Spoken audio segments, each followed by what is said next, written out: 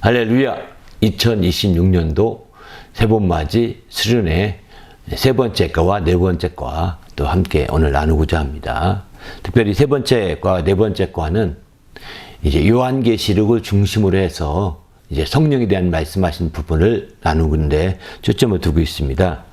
오늘 먼저 나눌 세 번째 과는 성령과 요한계시록 첫 번째 시간으로 성령과 교회에 대해서 말씀을 나누고자 합니다. 또 두 번째는 이제 네 번째 과죠. 네 번째 과는 이제 성령의 감동과 인도하심에 대해서 이렇게 나누려고 이렇게 준비했습니다. 세 번째 것부터 보겠습니다. 이번 새봄맞이 수련회 세 번째 과 성경 공부입니다. 하나님 말씀을 보면 요한계시록의 2장 7절에 이런 말씀하시죠. 귀 있는 자는 성령이 교회들에게 하신 말씀을 들을지어다. 이기는 그에게는 내가 하나님의 낙원에 있는 생명나무의 열매를 주어 먹게 하리라. 이렇게 말씀하죠. 그렇습니다. 이제 이렇게 요한계시록의 7장 2장과 3장, 요한계시록의 2장 2장에서와 3장에서는 7개 교회를 주로 다루고 있습니다. 7개 교회를 주로 다루고 있는데 이 7개 교회에 공통점이 있다면 바로 귀 있는 자는 교회들에게 하시는 말씀을 들을지어다. 이 말씀이 거의 공통적으로 나오게 됩니다. 왜 이 말씀을 공통적으로 이렇게 말씀하실까? 이런 생각을 많이 해봤습니다. 바로 7개 교회의 모습은 각각 양태가 다르거든요. 그 상황이 다르거든요. 교회마다 처지가 다르거든요. 처지가 다르고 상황이 다르고 모든 모습이 다른데도 불구하고 성령이 교회들에게 하시는 말씀이라는 것입니다. 공통적으로 성령이 교회들에게 하신 말씀을 귀가 있는 자는 들으라는 겁니다. 귀가 없으면 들을 수가 없다는 말씀을 전제를 하고 있는 거죠. 귀가 있어야 들을 수 있는 거지 귀가 없으면 들을 수가 없음을 분명하게 이렇게 말씀하고 있습니다. 그런 의미에서 볼 때 오늘 이제 같이 이번 세 번째 과에서 나누고자 하는 것은 성령과 교회라고 하는 그 제목을 붙인 것은 바로 성령과 교회는 뗄래야 뗄 수 없이 아주 밀접한 관계에 있다는 것입니다. 성령과 교회는 분리될 수가 없다는 겁니다. 그래서 우리는 이런 성령과 교회에 대한 이런 깊은 관계를 이해하고 또 그런 관계 속에서 특별히 우리는 다 이제 교회 안에서 한 성도로, 한 지체로 이렇게 생활하고 있지 않습니까? 한 성도와 지체로 이렇게 생활하고 있기 때문에 우리가 정신을 바짝 차리지 않으면 안 되겠다 이런 생각이 듭니다. 어느 때보다도 성령으로 말미암아 이제 교회에 속한 성도로서 온전히 성령으로 말미암아 하나가 되고 또 영광을 드리는 그런 삶이 되기 위해서는 교회에 말씀하시는 이제 그 말씀에 대해서 들을 수 있도록 귀가 있어야 되겠다는 것입니다. 어느 교회든 교회라고 한다면 성령이 교회에게 말씀하고 있는 것을 우리가 봐야 되는 거죠. 우리 교회가 작은 교회든 큰 교회든 우리 교회 초대형 교회든 아주 초소형 교회든 상관은 없습니다. 가정교회든 아니면 뭐 엄청난 커뮤니티 교회든 상관은 없습니다. 정말 어느 교회든 규모에 상관없이 또 우리 교회가 남성만으로 모인 교회든 여성만으로 모인 교회든 또 우리에게 젊은 층만 중심으로 한 교회든 노년층 중심의 노년 사역하는 교회든 또 어린이 선교를 위해서 어린이 선교에 집중하는 교회든 상관없습니다. 어떤 교회든 간에 바로 교회에는 성령이 말씀하시는 것이 있다는 것입니다. 그것을 들을 수 있도록 성령의 음성을 들을 수 있도록 성령이 말씀하신 바를 들을 수 있는 귀가 형성되어야 되는 거죠. 그 귀가 있어야 되는 거죠. 그래서 우리가 그런 성령의 인도하심을 받을 때 비로소 하나님의 큰 역사를 할 수 있는 겁니다.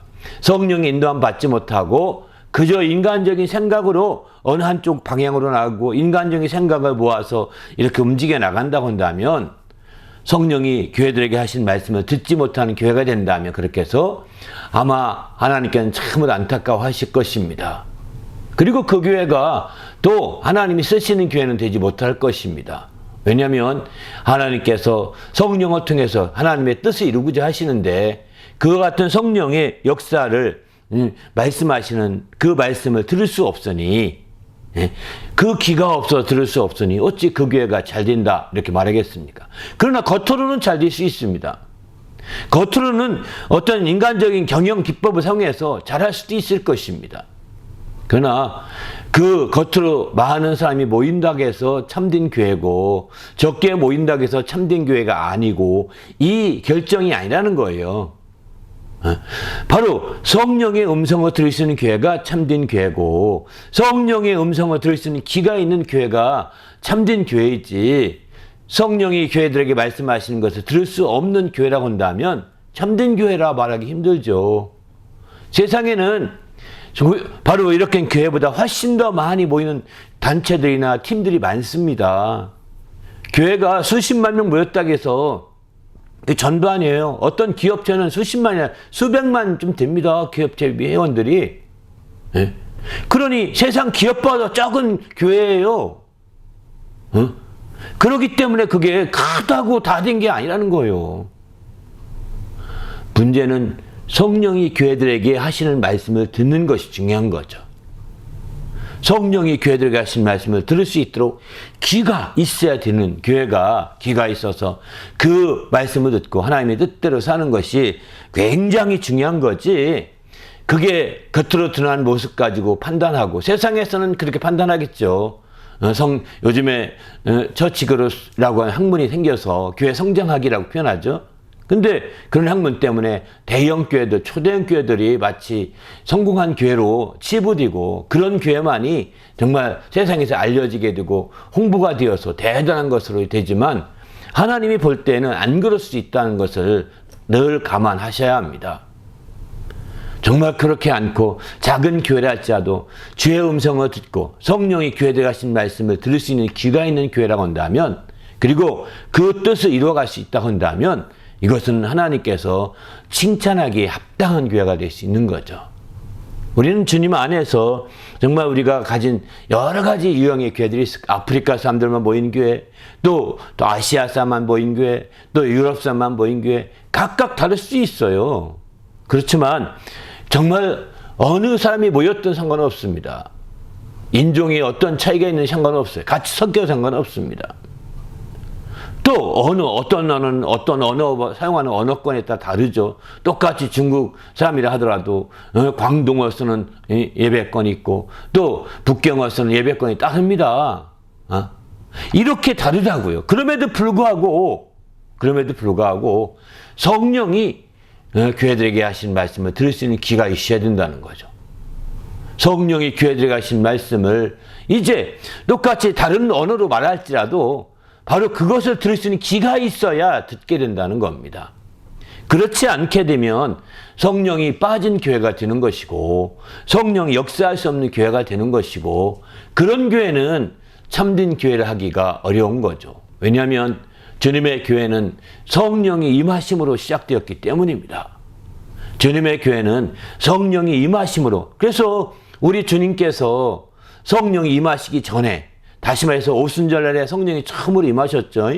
그때 교회에 처음으로 임해서 그 오순절날이 교회의 생일과 같은 거거든요. 그 교회의 출발점이거든요. 그 전에 모여있던 무리들에게 주님은 교회라 하지 않았습니다. 모임이라고 표현했지만 교회라고는 표현 안 했다고요. 마치 마태복음 16장 보게 되면 내가 나를 누구라 하느냐? 이런 질문에 베드로가 대답하죠. 주는 그리스도시요 살아계신 하나님의 아들이십니다 라고 이렇게 대답하지 않습니까? 그때에 예수께서 너무 기뻐해서 흡족한 나머지 바요나 시몬아 네가 복이 있도다. 이것을 내게 알게 하니는 혈육이 아니고 하늘에 계신 아버지께서 알게 하신 것이다 라고 하면서 기뻐하죠. 이제 내가 이 반석 위에 교회를 세우리니 음부의 권세가 이기지 못할 것이다 라고 이렇게 말하지 않습니까? 바로 너는 베드로라 이 반석 위에 교회를 세우리라 음부의 권세 이기지 못하리라 이렇게 말씀하신다고요. 그러니까 보십시오. 음부의 권세가 이기지 못하는 그런 교회를 이제 바로 처음 언급하고 있는 거거든요. 바로 복음서에서 처음 나오는 언급이에요. 교회란 표현이. 그러니까 거기서 말씀하면 교회를 세우리라 미래 지혜 미래형으로 말하고 있지 않습니까? 장차 세우겠다는 뜻이죠. 지금 예수님 따른 무리들이 12 지혜를 비롯해서 많은 무리가 있습니다. 그들이 모임은 되었지만, 집회가 되고 모임은 되었지만 교회라고 하지 않은 거죠. 아, 너가 드디어 교회가 됐구나 이렇게 말하지 않으신 거예요. 왜 그랬을까요? 모임은 될지언정 교회가 안 된 겁니다. 그 뒤에 18장 가서 이제 또 교회에 대해 다시 한번 언급합니다. 교회의 권위가 얼마나 있는지를 말씀하면서 다시 교회에 대해서 말씀하시죠. 이제 너희가 가서 누가 죄를 범하거든 가서 권면해라. 또 한 사람이 가서 안 되면 둘이 가서 해라. 둘이 가서 안 되면 교회 이름으로 가서 해라. 그래도 안 되면 이방인같이 취급하라고 말합니다. 교회의 권위가 얼마나 큰 건지를 마지막이에요. 교회의 권고는요. 교회의 권고는 마지막인 겁니다. 여러분이 어떤 좋은 생각, 좋은 아이디어, 좋은 지혜를 가지고 움직일지 모르지만 교회의 권고는 마지막인 거예요. 그렇기 때문에 우리가 이 권고를 따라서 나갈 필요가 있는 것이죠. 교회 권고가 어떻게 되든 어떤 유형의 권고이든 간에 마지막이다. 이 권고를 따르지 않으면 나는 이방인같이 취급될 수 있다. 그러기 전에 많은 사람을 통해서 하나님이 이미 충고했고 권고했을 것입니다. 그만큼 교회의 권위가 있음을 성경은 말해주고 있는 거죠. 그 바로 그게 교회입니다. 그런 교회가 예수님이 살아계셔서 이 땅에 그 제자들이 이끌고 다닐 때 그들을 향해서 교회라고 한 적이 없다고요. 모임이라고는 표현했지만 교회라고는 한 적이 없다고요. 너희가 교회다 이렇게 말한 적이 없으시거든요. 왜 그랬을까요? 그때는 바로 성령이 임하지 않았기 때문입니다. 그들의 모습은 겉모습은 바로 이제 그 모임이 되어서 함께 정말 교회같이 보일 수는 있습니다. 그렇지만 성령 임하기 전에는 교회라고 하지 않았던 거예요. 그게 무슨 차이가 있을까요? 그것은 바로 교회의 머리이신 주님에게 성령이 임했는데 그 몸에는 성령이 임하지 않은 상태였기 때문에 이제 머리와 몸이 일치가 안 되는 거예요. 그러니까 모임 수준으로 끝나버리는 거예요. 머리에 있는 것들이 몸에 그대로 전달이 안 되는 겁니다. 이런 약점을 가진 상태가 된 거기 때문에 몸이라 할지라도 교회라고 말할 수 없는 상태가 되어서 마침내 주님께서는 성령을 받으라고 말씀하시는 거죠. 성령이 임하신 이후에 주님은 드디어 음부의 권세가 이기지 못하는 교회로 우뚝 서지 않습니까? 그들이 성령 받기 전에는 다 쪼그라들고 막 자기가 핍박이나 환난 때문에 굉장히 막 기가 꺾여서 살았지 않습니까? 그러나 성령을 받고 난 그들은 누가 기가 꺾였습니까? 음부의 권세가 막 그들을 억압했지만 그 권세 앞에 담대하게 나서서 내가 내 말 듣는 게 옳은지 하나님 말씀 듣는 게 옳은지 너는 판단해봐라. 나는 하나님 말씀 보고 들은 것을 전하지 않을 수 없다. 라고 단호하게 베드로와 요한이 이렇게 말하면서 막 담대히 나가지 않습니다. 음부의 권세가 얼마나 많이 그들에게 경고했으며 또 그들을 핍박하고 가두기도 하고 막 그랬습니까? 그럼에도 불구하고 음부의 권세 앞에 하나도 굴하지 않았어요. 음부의 권세 앞에 하나도 위축되지 않았어요. 기가 꺾이지 않았어요. 그리고 담대하게 나가시던 것은 성령께서 임하셨기 때문이었던 거죠. 바로 머리와 몸이 아주 일치하게 움직였던 것을 보여주게 됩니다. 그 이후에 세워진 주의 교회들은 이제 이렇게 성령과 뗄래야 쓸 수 없는 교회가 된 것이죠. 성령과 분리할 수 없는 교회가 된 것입니다. 그래서 오늘날 이제 교회라고 할 때는 성령이 역사하시는 교회가 돼야 되는 거죠. 성령이 오늘날에 와서 어떤 신학자들의 말 맞다나 주님의 성령의 은사와 능력은 초대교회로 종료됐다. 그땐 특별한 시대였기 때문에 성경도 없던 그 시대였기 때문에 신약성경이죠. 신약성경도 없던 시대였기 때문에 특별해서 그런 것이다. 이제 신약성경이 온전한 것을 봤을 때 그게 없어진 것 다 이제 아니다. 이렇게 얘기하는데 이 말에 현혹돼서는 안 됩니다. 이건 신학자의 한 의견일 뿐입니다. 그 의견에 몇 사람이 동조할지는 모르겠습니다만은 우리는 성경을 따라가는 것입니다. 성경에서는 성령의 역사는 계속된다고 말씀하고 있고 또 21세기 주님이 오시기 전에 21세기가 있다면 21세기에도 성령은 역사하실 것입니다. 그래서 우리는 정말 주님의 교회가 계속 이어지도록 하는 거죠. 이 성령이 앞장선 교회가 참된 교회인 거예요. 요한계시록도 분명히 보여주지 않습니까? 7개의 교회의 모습을 나오는데 이 7개 교회는 전 세계에 있는 교회를 7종류로 나눌 수 있다고 하는 뜻이기도 합니다. 전 세계에 있는 교회를 7종류. 지금 당장 21세기에 전 세계에 있는 교회를 다 모아보면, 교회라고 하는 교회를 다 모아보면 크게 7가지 종류로 나눌 수 있다는 거예요. 그래서 요한계시록은 7개를 보내는 것도 그런 것입니다. 또 역사적인 모든 교회, 시간적인 쭉 연대를 다 합해서 역사적인 모든 교회를 통틀어 볼 때 바로 이제 7개의 교회로 볼 수가 있다는 거예요. 역사 흐름상 쭉 보게 되면. 그래서 이 요한계시록의 부분은 그 공간적으로 지금 현 시대의 7개의 유형의 교회요. 역사적으로 교회, 역사에서 볼 때 7개 형태로 이어지는 교회 모습을 현재는 이렇게 본다면 합당한 거죠. 그러니까 역사에서도 계속 성령의 역사가 이어지는 교회가 되고 있는 겁니다. 지금 시대는 그렇게 말하죠. 라우디게아 교회 시대라고 표현하지 않습니까? 7개의 역사 시대를 쭉 지금 2000년의 교회사를 쭉 더듬어 보면 지금은 라우교회 시대, 21세기의 현재는 라우디게아 교회가 주축된 교회라고 하는 거죠. 라우디게아 교회가 어떻습니까? 정말 그 교회가 그야말로 나는 부자라, 나는 부에서 부족한 것이 없다 이렇게 말하지만은 그 교회가 어떻습니까?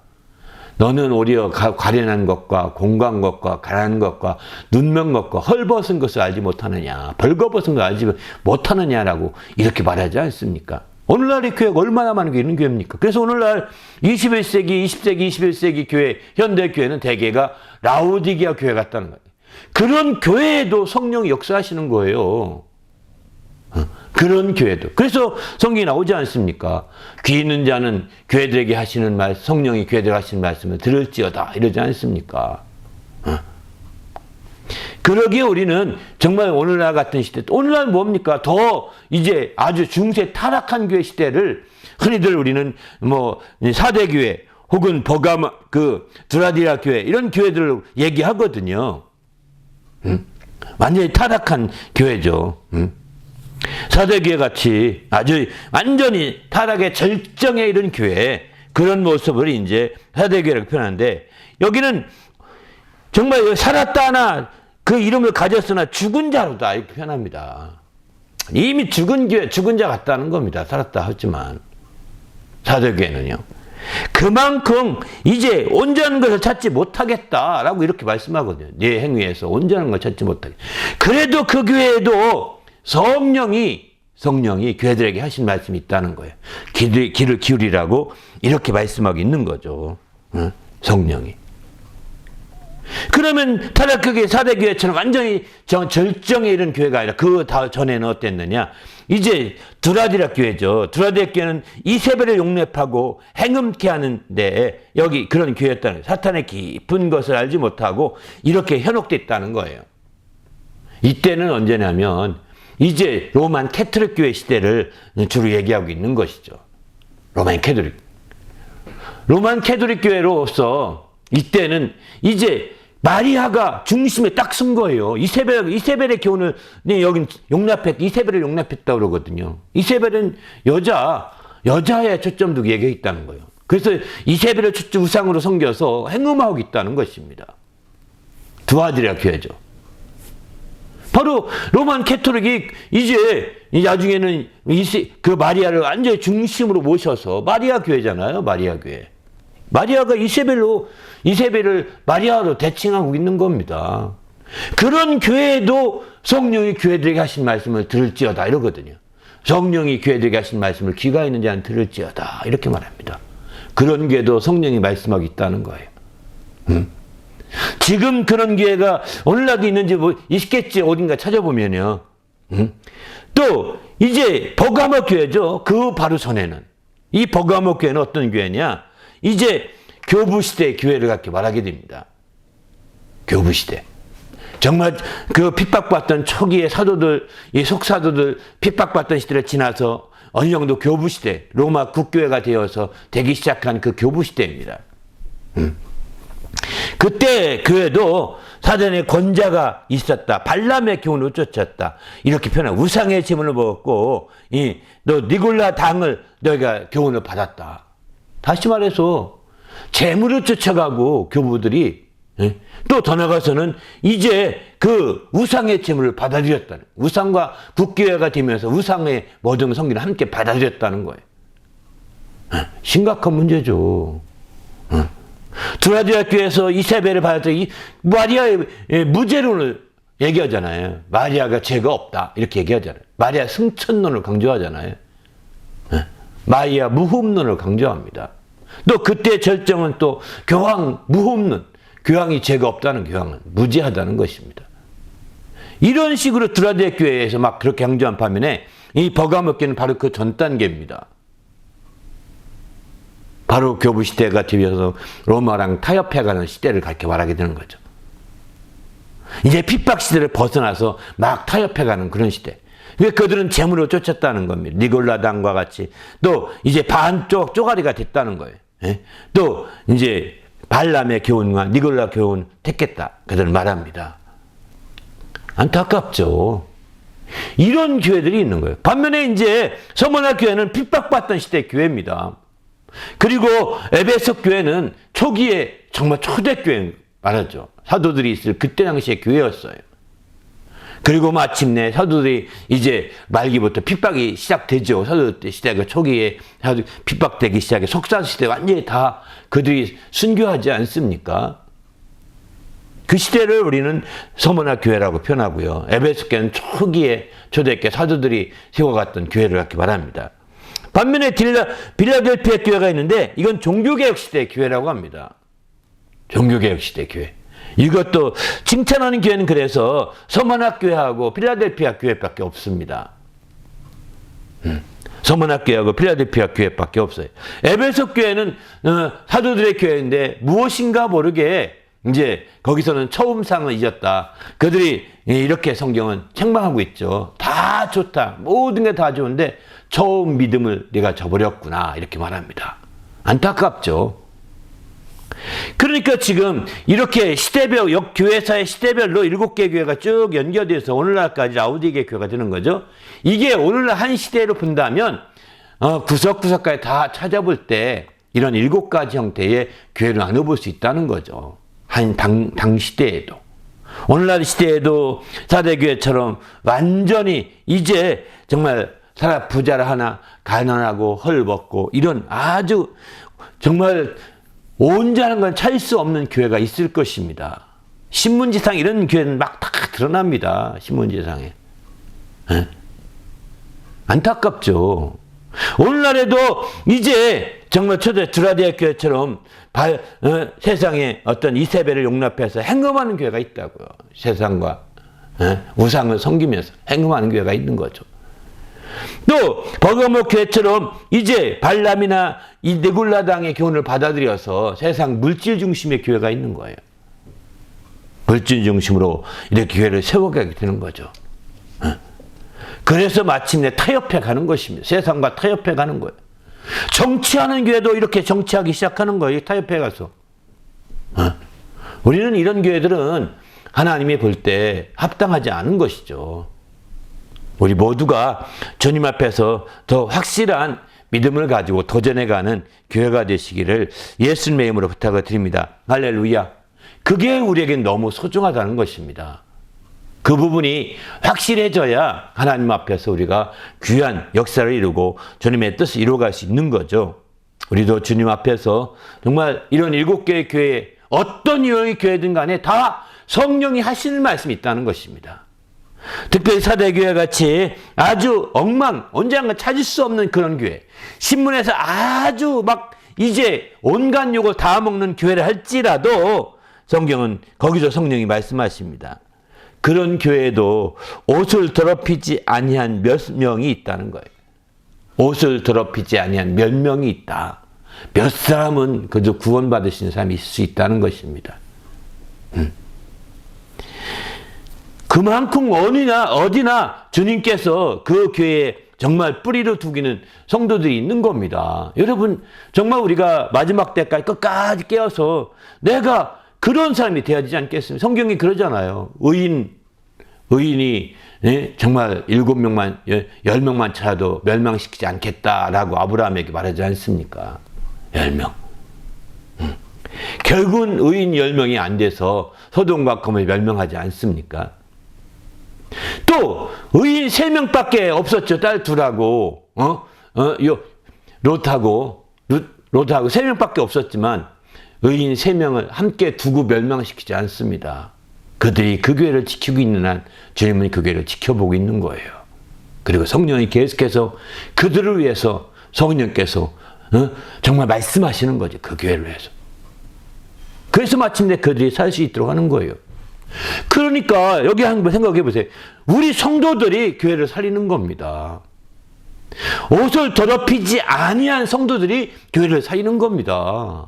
목사가 교회 살리는 것이 아닙니다. 목사는 있다 가고 또 바뀌고 합니다. 세월이 지나면서. 성소는 평생 그 교회를 지켜가는 거예요. 당신이 몸담고 있는 교회에서 정말 이렇게 옷을 더럽히지 아니한 성도로 끝까지 자리를 지키면 그 교회는 주님 앞에서 참으로 아름답게 빛날 것입니다. 그리고 성령은 계속해서 당신을 위해서 정말 교회들에게 그 말씀을 전해 주실 거예요. 당신은 그 말씀 듣고 사는 거예요. 기가 있으면. 바로 우리는 교회의 직분자들이 교회를 지키는 것 같이 오해하지만 아니라는 거예요. 여러분의 순수한 믿음, 순전한 그 믿음, 옷을 더럽히지 않은 믿음을 가지고 지키면 4대 교회 같은 시대에도 그 교회 하나님이 붙들어 주시고 거기서 몇 명을 하나님이 세우시려고 그렇게 끝까지 성령이 포기하지 않으시는 거죠. 우리는 어떻습니까? 우리가 정말 성령의 음성을 듣고 성령이 말씀하시는 그 귀가 있어서 들을 수 있는 귀가 있어서 정말 그 교회를 지키는 자가 되십니까? 아니면 나도 몰라 나도 따라갈 거야 따라가는 것이 되겠습니까? 성령의 귀가 있는 자는 그렇게 행동하지 않을 것입니다. 자기 이익을 따라간 자가 아닌 거죠. 바로 버가모 교회처럼 발람의 교훈이나 또 니골라의 그런 교훈을 따라서 자기 이익을 따르고 자기 재물을 따르고 가는 거 아니라고요. 주님의 교회는 물론 그렇게 가도 돼요. 가도 그게 만망하거든요. 왜? 먼저 지키는 하나님이 사람이 있기 때문이죠. 그렇기 때문에 우리는 철저히 이제 마지막 성령께서 말씀하시는 교회의 음성을 들을 수 있어야 되겠다는 거예요. 그럴 때 하나님께서 때가 되면 그 교회를 쓰시는 거 아니겠습니까? 우리 믿음 안에서 이렇게 주님의 놀라운 역사가 나타나는 마지막 시대, 또 살아가는 지금이 마지막이라고 말하니까 그런 마지막 시대가 되었으면 좋겠습니다. 바로 내가 우리 교회를 지키는 사람이다. 내가 지켜라. 나는 못 지킨다. 나는 내 마음대로 니골라 당이나 또 발람의 교훈을 따라 재물이나 이익을 따라서 내가 움직일 것이다. 이렇게 된다면 당신의 교회는 버가모 교회가 되는 것입니다. 그러나 그 버가모 교회에도 성령이 말씀하신 것이 있거든요. 왜? 그 안에 또 몇 명이 있어요. 지키는 자들이 있는 거예요. 당신은 그렇게 훌쩍 떠났지만 그 안에 지키는 자가 있어서 지킬 때 당신이 그날에 주님이 마지막 오시는 그날에 부끄럽게 되지 않겠습니까? 얼마나 안타깝습니까? 우리는 마지막을 생각해 보셔야 합니다. 그냥 자기 이익을 추구하고 자기의 눈에 보이는 몇 가지를 추구하면서 헌신짝 버리듯이 그냥 훌쩍 떠나가는 모습들을 볼 때마다 마음이 아프더라고요. 물론 뭐 잘 못해서 목회를 못해서 저 같은 경우는 그렇게 제가 생각이 드는데 그러나 우리는 정말 주님 앞에서 정말 교회가 중심을 우뚝 서야 돼. 여러분이 오늘 영상을 통해서 말씀 듣는 여러분들이 어느 교회에 있든지 여러분의 교회를 지키는 자가 되시길 바랍니다. 그 여러분의 교회 주위의 성도들이 다 자기의 이익을 따라서 교회를 다 떠날지라도 당신은 이익 대신에 주님의 음성을 들으면서 교회를 지키는 자가 되시길 바랍니다. 또 세상의 우상과 세상의 우상으로 인해서 다 행위에 빠져서 이제 교회가 다 세상 재미로 다 떠날지라도, 이거 다 세상 재미죠. 우상이라는 게 다 재미거든요. 세상 재미로 다 이런저런 일로 다 빠져갈지라도 당신은 그 지키시길 바랍니다. 드라디라 교회도 또 그런 교회라고 다 그렇게 해도 거기에 성령이 말씀하시는 거 들으셔야 되는 거예요. 당신이 들을 수 있을 때 그 교회가 지켜지는 거죠. 당신이 안 듣고 우리 목사님이 잘 하실 거야. 목사님이 하는 건 목사님이 몫이고 당신이 하려는 당신의 몫이 있는 거죠. 누구한테 맡길 문제가 아니. 난 그런 능력 없어. 내가 능력 없다 스스로 판단하는 것도 지혜가 아닙니다. 스스로 그렇게 막 이제 먼저 선입관을 갖고 접근하는 것도 전혀 지혜가 아니에요. 어쩌면 내가 마지막 지키는 사람일지도 모른다. 나는 여기서 내가 장례 치러야 되겠다. 이런 생각하는 거죠. 근데 뭐가 그래가지고 이렇게 얄팍한 재미 때문에, 얄팍한 이익 때문에, 얄팍한 또 이제 뭡니까? 사대교회처럼 이제 그렇게 아주 죽은 자처럼 그렇게 다닙니까? 그게요, 하나님 앞에서 아름답지 않습니다. 전혀 아름답지 않습니다. 이왕이 교회, 이제 이런 다양한 교회, 이런 교회들이 있으니까 그런 교회들을 생각하면서 이제 생각을 해보십시다.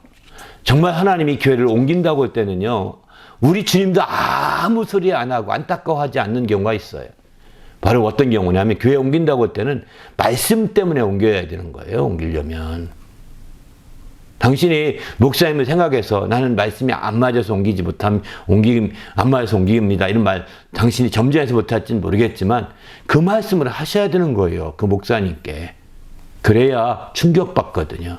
그래야 그도 바르게 고쳐가, 당신은 복음 전하지 않아서 내가 옮깁니다. 이러면 충격받지 않겠습니까? 그래야 고치죠. 목사님도 사람인데. 근데 말씀에 대한 핑계보다는 다른 인간적인 핑계를 대니까 그저 이게 또 다른 사대교회나 버가모교회나 두라데 교회처럼 막 그렇게 되는구나 이 생각이 드니까 안타까운 거예요. 성경에 그러잖아요. 정말 많은 제자들이 예수의 말씀을 들으면서 막 떠나갔어요. 왜? 잘 이해하지 못하니까. 소위 말해서 은혜가 안 되니까 떠나갔어요. 그때에 이제 베드로에게 묻지 않습니까? 너도 떠나려냐 묻습니다. 사도행전 6장에 보게 되면. 근데 베드로가 말합니다. 영생의 말씀이 여기 계시온데 내가 어디로 가겠습니까? 라고 하지 않습니까? 이해하지 못해 떠나는 것은 주님이 막을 수가 없어요. 이해하지 못한 자들에게 다시 하라, 내가 설명 다시 해줄게, 이렇게 하지 않으셨다고요. 왜? 이해되는 사람이 있으니까. 다 이해 못하는 게 아니잖아요. 그래서 그 교회만의 독특한 교회가 되는 거거든요. 그렇게 주님은 그래서 그 말씀을 비춰본다면, 말씀 때문에 떠나는 것은 막아서는 안 되겠구나. 이런 생각이 듭니다. 말씀이 아닌 부분에서 떠나는 것도 사실은 저는 교회 떠난다는 사람을 막지 않았습니다. 그게 저 잘못이기도 합니다. 정말 제가 무릎 꿇고 싹싹 빌어서라도 막 그들 잡았어야 되는데, 목회 그동안 해보면서 제 경험을 앞세웠던 것 같습니다. 잡아도 안 되더라고요. 그런 사람들은. 이미 깨진 그릇 같아서 떠나려고 떠난다고 말한 사람들은 열심히 잡아서 당분간은 앉혀놓을 수 있는데, 깨진 것 같아 또 떠나더라고요. 그런 걸 여러분 겪게 되면서, 이제, 난 안 잡는다. 목회 방향으로 그런 생각을 이제 해서 정말 그렇게 지금까지 해오고 있는데, 그게 꼭 지혜는 아닌 것 같습니다. 어쨌든 할 수만 있다면 주의 성도를 잡으려고 하는 것은 목사의 마음이어야 되지 않는가, 이런 생각은 다시 한번 생각해 보게 됩니다. 하지만 이제 하나님께서 역사하시는 그 모든 교회에는 성령이 역사하는 게 최고 우선, 그 사람 말만 듣다가 성령 역사를 가로막을 수는 없거든요. 그 사람 말만 듣고 재미만 추구하다가 성령의 그 역사를 가로막는다면 그 교회는 살았으나 죽은 교회예요. 이름뿐인 교회인 겁니다. 바로 성령이 역사하지 않는 교회. 이름뿐인 교회인 거죠. 어쨌든 우리는 성령이 역사하는 교회, 성령이 인도하는 교회, 성령께서 우리 주도해가는 교회, 성령께서 이끌어주는 교회, 그런 교회가 되기를 간절히 소망합니다. 그게 바로 다른 게 없습니다. 어느 재상과의 핵심적인 내용입니다. 그렇게 안 된다고 한다면 이 모든 것은 허사일 수밖에 없거든요. 허사입니다. 이제 한 가지 보시죠. 첫 번째 보면 그리스도인은 교회들에게 말씀하시는 분은 성령이심을 믿는다고 했습니다. 그 귀 있는 자는 성령이 교회들에게 하신 말씀을 들었지어다. 이게 7번이나 공통적으로 나온다니까요. 7번이나. 그러기에 어떤 유형의 교회, 여러분이 섬기는 모든 교회는 다 성령이 지금 말씀하고 있는 거예요. 성령이 말씀하는 걸 여러분이 귀가 있어 들으시면 당신은 그 교회를 떠나기 어려울 것입니다. 당신이 그 교회를 지키는 자이기 때문입니다. 성령이 교회들에게 하신 말씀을 들을 수 있는 귀가 있는 당신이 그 교회를 지키는 자예요. 그 교회의 뿌리와 같은 사람인 거예요. 이제 당신뿐만 아니라 당신이 전도한 사람이 성령의 음성을 들으시도록 안내하고 이끌어서 또 다른 뿌리가 내리도록 해야 되는 거죠. 교회 목사는 지나갈 뿐입니다. 교회 목사는 그가 종신제 한다 하더라도 그냥 한 시대 끝나면 끝나는 겁니다. 교회는 정말 성도들이 이렇게 들을 수 있는 귀가 있어서 교회를 지켜가는 것입니다. 성도들이 지키려고 하지 않는 교회, 성도들이 자기 이익을 추구하는 교회, 성도들이 재물만 추구하는 교회, 결국은 다 쉽게 흩어지고 말 것입니다. 아주 쉽게. 여러분 미국의 로버트 슐러인가요? 유명한 분 있잖아요. 적극적 사고방식이라고 써서 그분의 교회 크리스탈 처치가 어떻게 된지 아시죠? 대단히 큰 교회였잖아요. 근데 그분이 돌아가시고 나서 교회가 완전히 이제 다 경매로 넘어갔다고 하더라고요. 얼마나 대단한 교회였습니까? 적극적 사고방식을 가져야 된다 막 강조해가지고 엄청난 부를 쌓고 엄청난 대형교회가 됐었지만 그 목사 돌아가신 이후에 교회가 다 흩어져 가는 거예요. 교회 유지가 안 돼서 이제 매각할 수밖에 없는 상황이 되는 거죠. 아마 이런 게 앞으로 부지기수로 나올 것입니다. 왜? 재미를 추구하죠. 또 정말 버가목교회처럼 이제 재물이나 이익을 추구하죠. 세상의 재미를 추구하는 두라지를 같이 되죠. 언제 한 것이 하나도 없는 사대교회처럼 이렇게 되죠. 어떻게 되겠어요? 그러면 우리는 이제 그 교회는 몇 날이 못 뛰어서 성령이 역사하지 않으니까 그 지체들은 다 마비가 되고 무너져 가는 겁니다. 이런 교회는 되지 말아야 되지 않겠습니까? 바로 우리가 교회라고 할 때 이런 분명한 교회가 될 때 확실한 거죠. 이러기 위해서는 철저히 성령이 말씀하시는 것을 들을 수 있어야 되겠다는 겁니다. 성령이 말씀하시는 것을 우리가 온전히 배울 수 있어야 되는 거죠. 그러면 성령은 교회와 밀접한데 성령은 어떻게 역사하시느냐? 성령은 교회를 하나 되게 만들어 주시는 역할을 하십니다. 성령의 음성을 들어야 할 이유가 여기 있는 거죠. 그 에베소서 4장 3절에 보면은 성령이 하나 되게 하시는 것을 힘써 지키라 그러지 않습니까? 성령은 교회를 하나 되게 하십니다. 머리와 몸이 하나 되게 하시고 몸 안에 있는 다양한 지체들이 서로가 충돌하지 않고 하나가 되게 하십니다. 성령이 역사할 때만 가능한 거예요. 성령이 역사하지 않으면 이게 자꾸 충돌이 일어나고 갈등이 일어나게 되는 거죠. 여러분 재물을 추구하고 이익을 추구해 보십시오. 갈등이 일어납니다. 반드시 갈등을 피할 수 없어요. 왜? 더 재미있고 더 이익을 얻고 싶거든요. 그러니까 갈등이 더 빚어질 수밖에 없는 거죠. 그러나 성령 음성을 듣게 되고 또 성령이 말씀하신 거 듣게 될 귀가 있어서 듣게 되어서 그 말씀대로 가면 이제 그들은 그렇게 재물을 추구하거나 이익을 추구하거나 또는 재미를 추구하는 그런 사람이 아니거든요. 그러다 보니까 교회가 충돌이 그들을 통해서 다 상쇄돼 버리고 또 지켜가는 거예요. 그 몇 명이 안 됐지라도 소수라도. 우리는 마지막까지 주님이 쓰시는 이런 교회가 되시기를 예수님의 이름으로 부탁을 드립니다. 바로 성령이 그렇게 하나 되게 하시는 거거든요. 그러면 성령은 교회를 하나 되게 하시는데 성령과 교회는 왜 이렇게 밀접해야 하냐, 하나가 되어야 되느냐, 이런 측면에서 본다면 바로 에베소 1장 22절 보면 바로 예수죠. 예수를 만물 위에 교회의 머리로 삼으셨다고 했어요. 그런데 이제 교회는 그의 몸이라고 23절에 이렇게 말합니다. 교회는 그의 몸이라. 예수님은 교회의 머리로 삼으시고 만물 위에.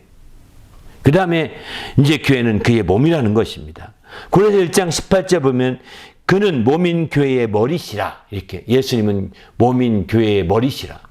그러니까 교회는 예수의 몸이고 그리고 그 교회의 머리는 바로 예수님이라는 것입니다. 이런 관계 때문에 더 그런 거죠. 그래서 2장 19절 보게 되면 온몸이 머리로 말미암아 마디와 힘줄로 공급함을 받고 연합하여서 하나님이 자라게 하심으로 자라느니라. 온몸이 머리로 말미암아 마디와 힘줄로 이렇게 연결되고 연합되어서 함께 하나 되어서 자라게 된다는 것이죠. 그렇습니다. 우리는 지금 주님이 바로 성령의 음성을 교회가 들어야 될 이유가 여기 있는 것입니다. 바로 머리에게는 성령이 임하여서 성령이 인도하신 대로 그가 이끌려 가시고 성령이 인도하신 감동도 받고 성령께서 말씀하신 대로 그대로 전하고 이렇게 다 하시지 않습니까? 근데 그의 몸에는 그를 성령이 하시는 말씀을 들을 기가 없다면 성령으로 일치가 안 됐다는 얘기거든요. 성령으로 하나가 안 됐다는 얘기거든요. 그런 문제가 심각한 거죠. 또 성령으로 하나가 되어서 오른손과 왼손이 하나가 되어서 유기적으로 돌아가야 되는데 이게 서로가 부딪히고 싸워요. 우리가 피곤하게 되면 바로 이빨이 혀를 깨뭅니다. 왜? 이빨 사이로 혀가 왔다 갔다 아주 조화를 딱 맞춰서 하나가 되어야 되는데 피곤하면 이게 하나가 안 돼서 그냥 자기의 살이 모르고서 깨무는 거예요. 혀를. 이건 하나가 안 됐다는 증거죠. 이렇게 충돌이 일어나게 되는 거죠. 바로 성령이 역사하지 않으면 피곤할 수밖에 없는 것이고 이렇게 충돌이 일어나게 되는 거예요. 성령이 역사하시게 되면 하나가 되게 돼서 원활하게 돌아가게 되고 그러면 혼자서 힘 빼지 않고 함께 다 힘을 모을 수 있지 않습니까? 그럼 훨씬 더 좋은 거죠. 그런 상태로 해나갈 수 있는데 우리가 그렇지 않게 되면 이게 어려울 수밖에 없는 겁니다. 우리도 주님 안에서 철저히 성령으로 말미암아 이런 귀한 역사를 이루는 성도가 되시길 바랍니다. 할렐루야. 그래서 성령은 아버지로부터 나오시되 아들을 통해서 성도들에게 부어짐으로 함께하게 되는 거죠. 그 사도행전 2장 33절 보게 되면은 바로 아버지께로부터 성령을 받아서 그가 우리에게 부어주신다고 이렇게 말씀하지 않습니까? 아버지께로부터 나오신 성령인데 그 성령을 예수께서 받아서 그 성령을 받아서 부어준다고 할 때 그 성령은 또 예수에게 먼저 침략고 올라올 때 받으신 성령과 그 성령을 분리해서 주어진다는 뜻이 아닙니다.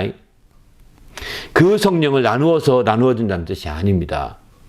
바로 예수님도 아버지와 연결된 하나의 성령을 받으셨고 우리도 이제 아버지에게 부어진 성령을 예수가 받아서 또 예수가 통로가 되어서 전해주는 거죠.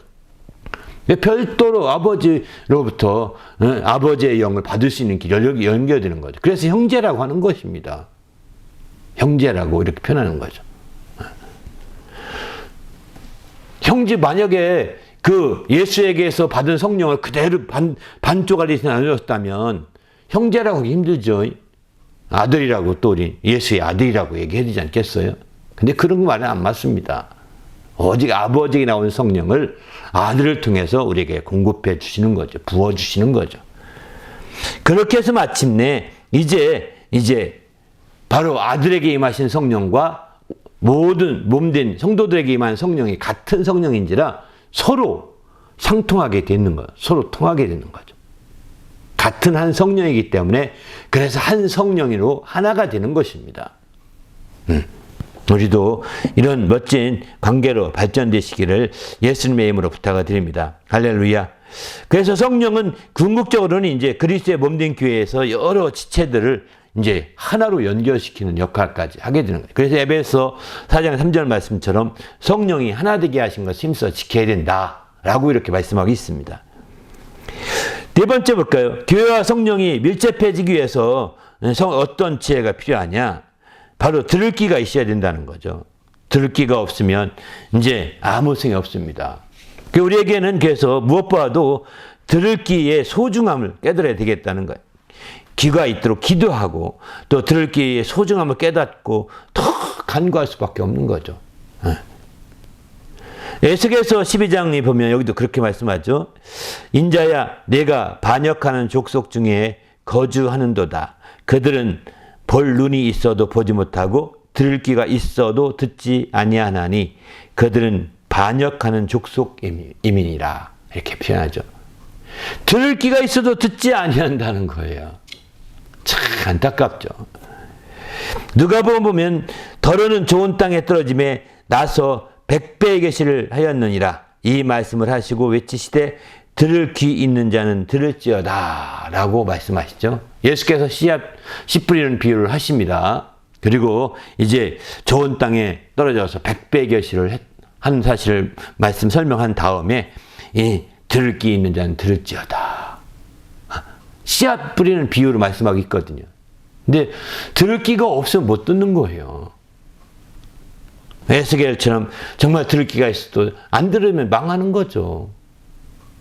우리는 들을 귀를 갖도록 기도하십시다. 할렐루야. 정말 이게 중요한 거죠. 그래서 욥기도 보게 되면 그들의 귀를 열어 교훈을 듣게 하시며 또 이사야서 50장 5절 보면 여호와께서 나의 귀를 여셨으므로 내가 거역하지도 아니하며 뒤로 물러가지도 아니하며 4절에 여호와께서 학자들의 혀를 내게 주사 나로 공고한 자로 말을 어떻게 도와줄 줄을 알게 하시고 아침마다 깨우치시되 나의 귀를 깨우치사 학자들 같이 알아듣게 하시는도다. 나의 귀를 깨우쳐주셔서 학자들처럼 내가 알아듣게 했다는 깨닫게 해주셨다는 거예요. 그리고 또 증거할 때도 이제 들을 귀가 열어주셔서 내가 거역하지 아니하고 뒤로 물러가지도 아니했다는 것입니다. 귀가 있어야 물러가지도 않고 거역하지도 않는 겁니다. 들을 귀가 없으니까 거역하게 되는 거고 또 뒤로 물러가게 되는 거죠. 무서운 거죠. 두려운 거죠. 내가 너 할 수 있는가? 두려운 거죠. 들을 귀가 없으니까 두려운 겁니다. 들을 귀가 있다면 들어올 리가 있겠습니까? 그 다음에 이제 시편 40편 6절도 마찬가지. 주께서 내 귀에 통하여 내게 들려주시기를 제사와 예물을 기뻐하지 아니하시며 번제와 속죄제를 요구하지 아니하신다 하신지라. 시편 40편 6절입니다. 내 귀에 통하여 들려주셨는데 하나님 제사 예물을 기뻐하지 않는다. 형식적인 걸 기뻐하지 않는다는 뜻입니다. 그 순전한 정말 행함과 진시함으로 이제 듣는 자를 기뻐하시는 거지. 형식적으로 말라기서 보면 그래서 지들이 제사를 드리고 예물을 드리는데 저는 거, 병든 거, 정말 눈먼 거 이런 거 드린다고 그들을 다 막았으면 좋겠다. 성전에 들어오면 성전문을 닫았으면 좋겠다라고 심지어 이렇게까지 말하지 않습니까? 왜 그럴까요? 그들이 들었어요. 듣긴 들었는데 이렇게 아주 이제 잘 듣지 못하고 순전하게 듣지 못하고 형식적으로 따라가는 거예요.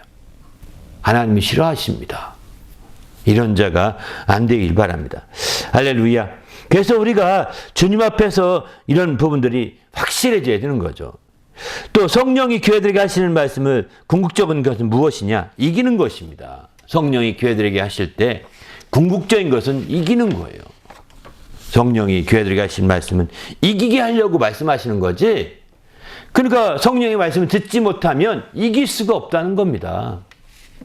성령이 교회들에게 하신 말씀을 들을 귀가 있는 자는 들을지어다 라고 말씀하시고 그 다음 붙여서 말씀하시고 이기는 자는 이렇게 말해요. 왜? 그 말씀을 들으면 다 이기는 자가 되거든요.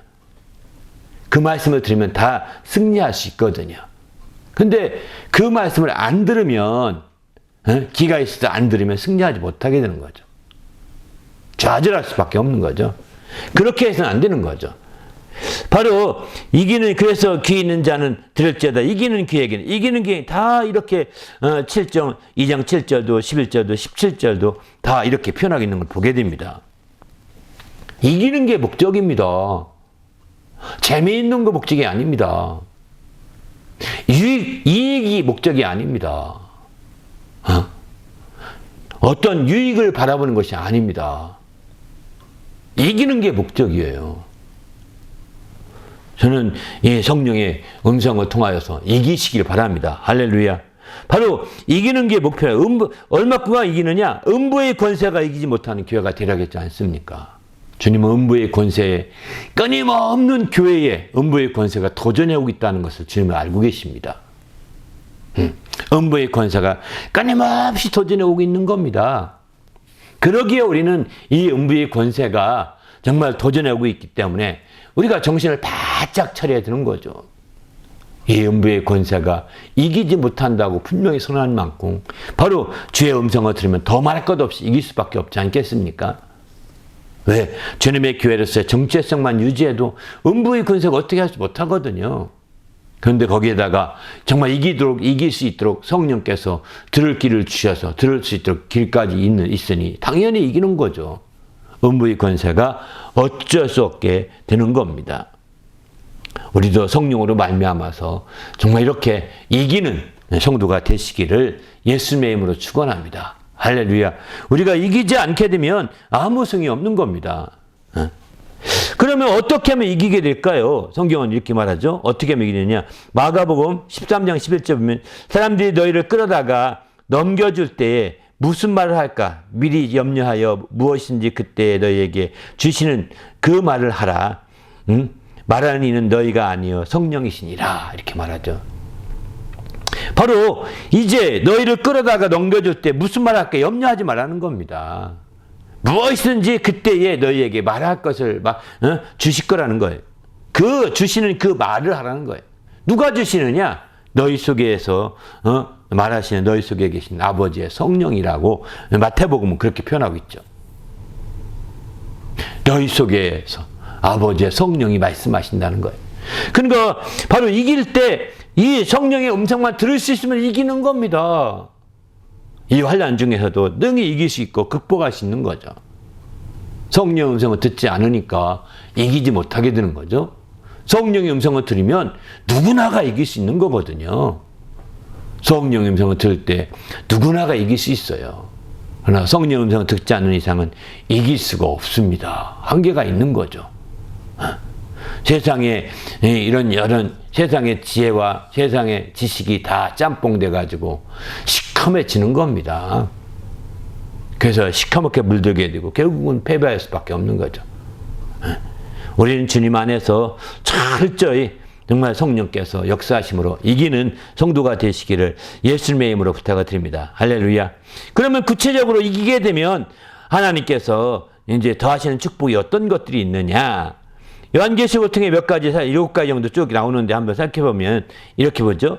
마태복음 계시록 2장 26절 이기는 자에게 끝까지 내 일을 지키는 만국 열쇠를 권세를 주리라고 말씀하십니다. 이기는 자에게. 여기는 이기는 자와 끝까지 내 일을 지키는 그에게 내 주의 일을 끝까지 지키는 자의를 떠나지 아니하고 끝까지 그 자의를 지키고 주의 일을 이루는 자가 이제 이기는 자가 되는데 만국을 다스리는 권세를 주신다는 거예요. 만국을 다스리는 권세.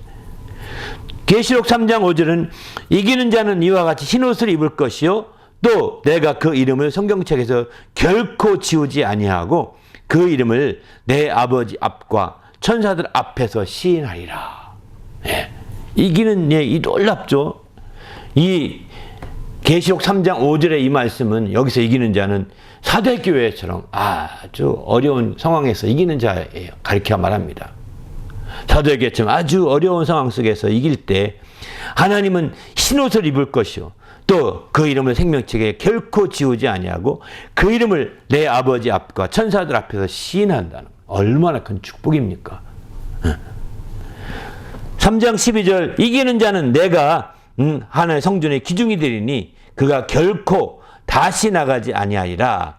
내가 하나님의 이름 곧 하나님의 성 곧 하늘에서 내 하나님께로부터 내려온 새 예루살렘의 이름과 나의 새 이름을 그 위에 기록하리라. 이렇게 말합니다. 그 위에 기록한다고. 이거는 라우디게 교회, 오늘날 21세기 교회가 라우디게 교회 같다 그러거든요. 라우디게아 교회 같은 상황, 그런 상황에서 이기는 거예요.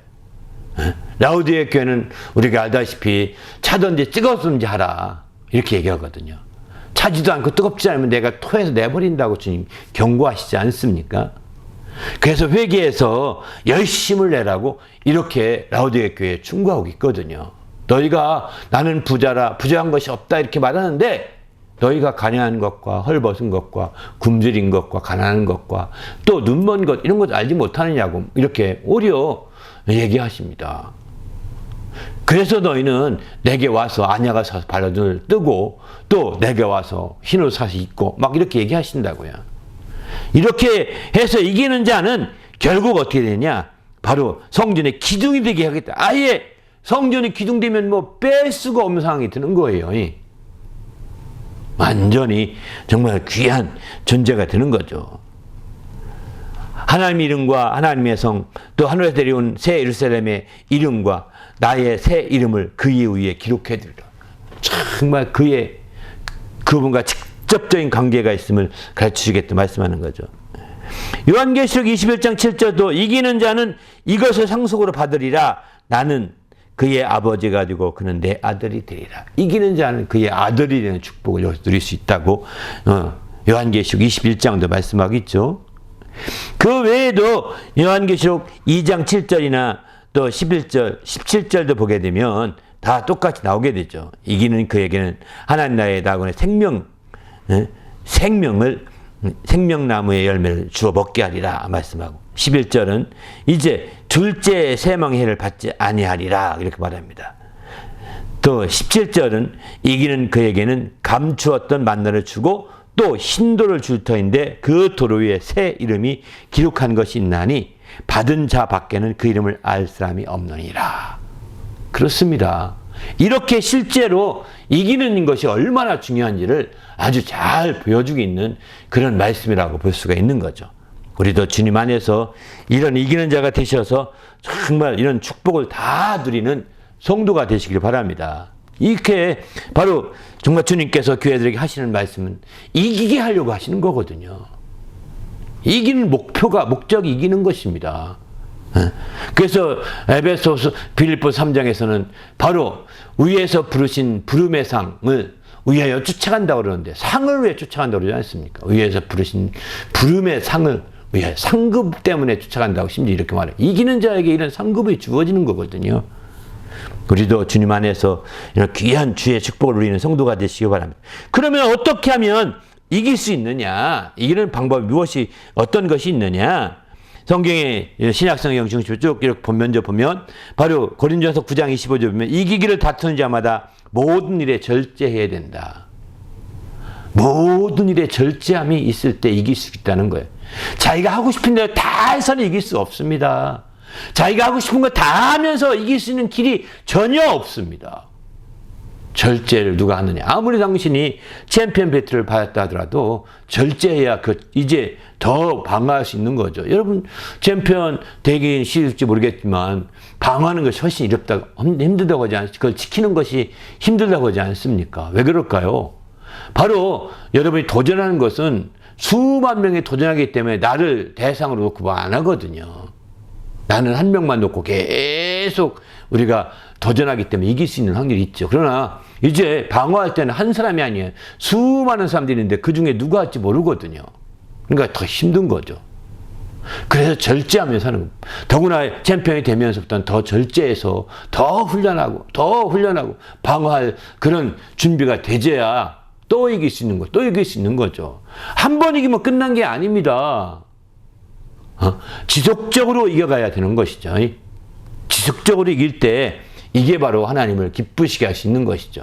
그렇지 않게 되면 그런 이기심이 그냥 하나의 형식적인 이김이 될 수밖에 없는 겁니다. 우리도 주님 안에서 정말 적극적으로 하되 지속적으로 주의 날까지 이길 수 있기를 부탁드립니다. 그러기 위해서는 절제가 절실히 요구되는 거죠. 디모데후서 2장 5절은 경계하는 자가 자기 법대로 경계하지 않으면 승리의 관을 얻지 못할 것이요. 그렇죠. 경계하는 자 할지인데 경계하는 법, 경기자가 그 법대로 경계해야 되거든요. 그 법대로 안 하고 자기 마음대로 해보십시오. 불법자가 되는 겁니다. 승리의 관을 쓸 수가 없습니다. 그래서 여러분이 이기기 원한다면 정말 우리가 그 법을 알아야 되는데 그 법이면 성경이잖아요. 성경을 더 깊이 알아야 되는 거죠. 성경을 깊이 알면 알수록 법을 아는 것이기 때문에 법대로 경계하시는 것 똑같고 그러면 이기는 자가 될 수 있는 거죠.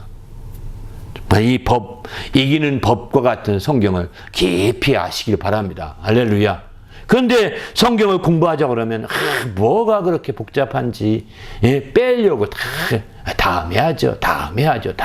언제 하려고요? 지금 하죠. 이렇게 지금 다음에 시간이 줄지 않을지 몰라요. 언제 올지 몰라요. 지금에 그런 기회가 있다면 지금 하죠. 이렇게 해야 되는데 다음에 하죠. 싫어한다는 거죠. 매번 올 텐데요. 뭐 매번 오나요? 안 옵니다. 그게 기회가 안 주어질 가능성이 많거든요.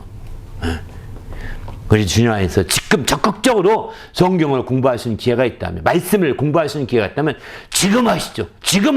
또 지금 하시죠. 막 이렇게 하셔야 됩니다.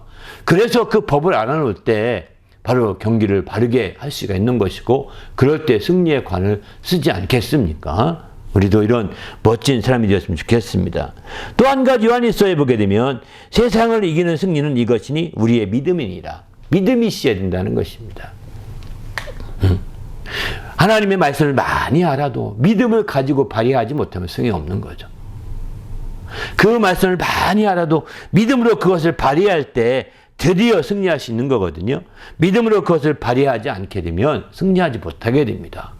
우리의 믿음이 세상을 이기게 됐다라고 이렇게 표현하지 않습니까? 우리의 믿음이 어떤 믿음이냐? 바로 하나님께로부터 난 자마다 세상에 이기게 있는데 그 앞서서 5절에 보면 바로 예수가 하나님의 아들이신 믿는 자가 아니면 세상을 이기는 자가 누구냐? 이렇게 표현하고 있죠. 요한일서 5장 5절에 예수가 하나님의 아들이심을 믿어야 되는 것입니다. 그래서 그 사랑을 받은 자가 되어야 되는 거죠. 하나님의 아들이심을 알면 그 아들은 하나님이 사랑하는 자거든요. 그러니까 하나님의 사랑을 함께 받을 수 있는 길이고 하나님의 사랑을 받게 되면 모든 걸 이길 수 있는 힘이 로마서 8장에 나오지 않습니까? 하나님의 아들을 사랑한 그 사랑으로 말미암아 환난과 기근과 적신과 모든 것에서 넉넉히 이긴다고 이렇게 로마서 8장에 말하지 않습니까? 우리도 이길 수 있어요. 이런 믿음을 발휘해야 이길 수 있는 것입니다. 넉넉히 이기는 거예요. 우리도 주님 안에서 넉넉히 이기는 주님의 성도가 되시길 바랍니다. 할렐루야. 더 나가서 이제 고린도전서 11장 57절 보면 우리 주 예수 그리스도로 말미암아 우리에게 승리를 주신 하나님께 감사하노라. 승리는 하나님께서 주신다는 것을 알아야 됩니다. 우리의 노력 앞에 이렇게 몇 가지 노력에 대해서 말씀을 드렸지만 이런 노력만의 승리가 아니라 하나님께서 내게 승리를 주시는 거죠.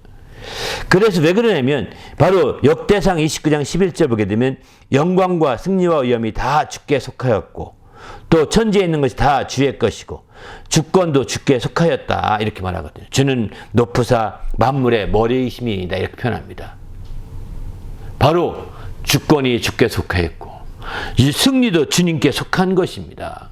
주님이 역사하도록 주님이 역사할 수 있도록 간절한 기도가 필요한 거죠. 승리를 주시는 주님께 간절히 간구하고 기도해야 되는 거예요. 우리의 노력만으로 난 이런 노력했으니까 충분히 이길 거야, 능히 이길 거야 라고 막 이렇게 하는 것도 중요하겠지만 그 다음부터는 기도해야 합니다. 그 다음부터는 간구해야 합니다. 그 다음부터는 하나님의 뜻대로 간구할 때만이 이 모든 게 가능한 거죠. 우리 모두가 주님 앞에서 하나님의 뜻대로 간구하는 성도가 되시길 바랍니다. 할렐루야. 더 나가서 이제 그 구약을 보게 되면 이렇게 몇 가지 말씀하죠. 바로 잠언 21장 31절 보게 되면 싸울 날을 위하여 마병을 예비하거니와 이김은 여호와께 있나. 여기도 이김은 여호와께 있다 이렇게 말씀하시죠. 또 24장 6절 너는 전략으로 싸우라 승리는 지략이 많음에 이긴다 이렇게 말합니다. 구약에서 이런 정말 전략으로 싸우되 이런 지략을 모아서 지혜의 전략을 함께 모아서 싸워야 된다는 거죠. 이때 지혜의 전략을 모을 때 이때 하나님의 지혜를 최우선으로 해야 되겠죠. 응? 하나님의 지혜의 전략을. 그렇지 않냐고 인간의 지혜만 모아가지고 나가면 아무 소용이 없지 않겠습니까? 우리도 주님 안에서 이렇게 정말 깨어서 마지막 때 깨어서 주님을 기쁘시게 하는 그런 성도가 되시기를 예수님의 이름으로 축원합니다. 할렐루야. 어찌하든 간에 바로 교회들에게 성령이 이렇게 말씀하시는 것은 이기게 하는 것입니다. 교회가 이기게 하는 것입니다. 여기서 이긴다고 하니까 또 오해하지 마십시오. 히브리서에 보면 이긴다고 할 때 히브리서 11장 33절 보면 그들은 믿음으로 나라를 이기기도 하며 의를 행하기도 하며 약속을 받기도 하며 사자들의 입을 막기도 하며 이렇게 말하거든요. 이긴다고 할 때 이게 다 이긴 거잖아요. 그런데 그들이 바로 순교하기도 하고 불에 죽기도 하고 이런 말씀이 계속 이어져 나오는 거예요. 이것도 다 이기는 겁니다. 겉보기에 이긴 것만 이긴 것으로 말하지 마시고 우리가 겉보기에 실패한 것 같아도 이긴 것일 수 있습니다. 당신이 믿음으로 나간 것이라면 그게 바로 실패가 아니라 믿음으로 행한 것은 다 이긴 거거든요. 그 믿음으로 어떤 사람은 나라도 이기고 믿음으로 사자 입도 막았지만 어떤 사람은 믿음으로 죽기도 하고 믿음으로 정말 총에 맞기도 하고 믿음으로 목매이기도 하고 이렇게 되는 거예요. 믿음으로 죽은 거예요. 이것도 이긴 겁니다. 믿음으로 핍박을 받기도 하고 믿음으로 채찍에 맞기도 했다고 그러거든요. 다 이것도 이긴 겁니다. 이겼다고 하니까 우리가 인간적인 이김만 생각해가지고 뭔가 많이 전리품을 가져와야 되고 뭔가 이것만 생각하기 쉬운데 아닙니다. 그래서 우리가 하나님 앞에 바르게 해야 된다는 것입니다. 그럴 때 주님의 교회가 설 수 있는 거죠. 그래서 우리는 주님의 교회가 이기 위해서 무엇보다 성령이 말씀하시는 말씀에 귀를 기울여야 되거든요. 그 귀가 있어야 되는데 그게 없으면 이길 수 있는 길이 막히기 시작하는 거죠. 그것이 뚫려있는 한, 그렇게 진행하는 한 정말 우리는 이기는 교회가 됩니다. 할렐루야. 외면으로는 그 교회가 대형 교회가 될지 소형 교회일지 우리는 잘 모릅니다. 그리고 대형 교회가 돼도 이기고 소형 교회도 이기는 거고. 그러나 성령의 음성을 들을 수 없다면, 성령이 말씀하시는 그 말씀을 들을 수 있는 귀가 없는 교회라고 한다면 조된 교회가 돼도 이긴 교회가 아닙니다. 어느 날 풍지박산 될 수 있거든요. 그래서 우리는 주님 앞에서 철저히 정말 말씀대로 이기는 교회가 돼야 되겠다 이런 생각을 합니다. 우리 모두도 이렇게 말씀대로 이기는 교회가 되시기를 예수님의 이름으로 축원합니다. 할렐루야. 함께 성령의 음성을 들을 수 있는 귀가 있어서 이기는 교회가 되도록 내가 우리 교회에서 누구보다 내가 먼저 우리 교회에서 성령의 음성을 들을 수 있는 귀가 있어서 우리 교회가 이길 수 있는 큰 뿌리가 되게 해달라고 간절하게 합심해서 기도하겠습니다.